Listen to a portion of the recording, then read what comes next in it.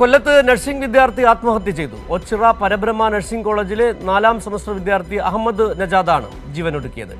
കോളേജിൽ അധ്യാപകരുടെ മാനസിക പീഡനത്തെ തുടർന്നാണ് ആത്മഹത്യയെന്ന് വിദ്യാർത്ഥികൾ ആരോപിക്കുന്നു. വിവരങ്ങളുമായി രാജ്കുമാർ ചേരുകയാണ്.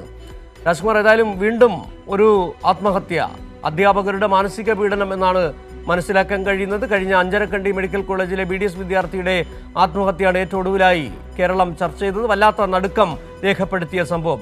സമാനമായി ഇപ്പോൾ കൊല്ലത്ത് നഴ്സിംഗ് വിദ്യാർത്ഥി ആത്മഹത്യ ചെയ്തിരിക്കുന്നു. ഈ അഹമ്മദ് നജാദ് 4ാം സെമസ്റ്റർ വിദ്യാർത്ഥിയാണെന്നാണ് മനസ്സിലാക്കാനാകുന്നത്. രാജ്കുമാർ, എന്താണ് വിവരങ്ങൾ കൂട്ടിച്ചേർക്കാനുള്ളത്?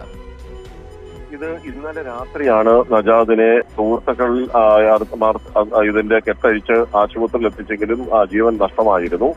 ഇതിന് ബന്ധുക്കളല്ല, സുഹൃത്തുക്കൾ, ഒപ്പമുള്ള സഹപാഠികൾ ഉൾപ്പെടെയുള്ള അവരുടെ പരാതി എന്ന് പറയുന്നത് ഈ നഴ്സിംഗ് കോളേജ് മാനേജ്മെന്റ് ഭാഗത്തു നിന്നുള്ള കടുത്ത മാനസിക സമ്മർദ്ദം ഉണ്ടായിരുന്നു.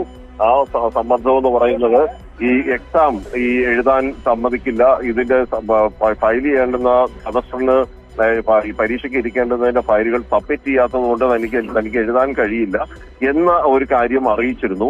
ഇത് ഇവന് വല്ലാതെ വിഷമമുണ്ടാക്കി. ഇന്നലെ രാത്രി നജാദിന്റെ അമ്മ ഈ ടീച്ചറിനെ വിളിച്ച് സംസാരിച്ചു. ടീച്ചർ നജാദിനെ ആശ്വസിപ്പിക്കുകയും ചെയ്തിരുന്നു.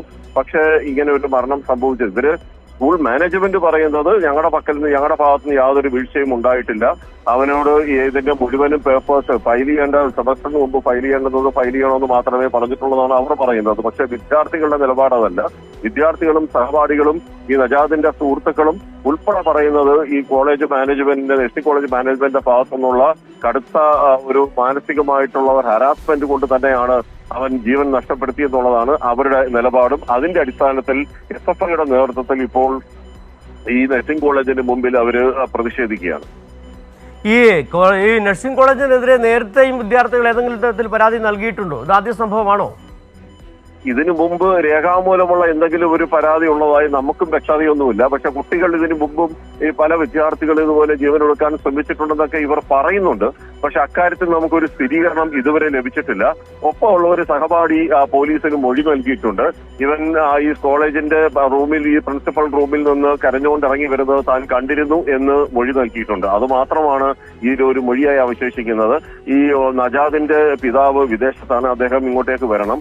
അമ്മ അതിന്റെ ഈ മരണ സംഭവത്തോടു കൂടി തന്നെ അവർ മാനസികമായി തകർന്ന നിലയിലാണ്. ഇവര് ഈ നജാദിന്റെ പിതാവിന്റെ സഹോദരനാണ് ഇപ്പോൾ പോലീസ് സ്റ്റേഷനിൽ ഈ വിവരങ്ങൾ വെച്ച് മൊഴി നൽകിയിട്ടുള്ളത്.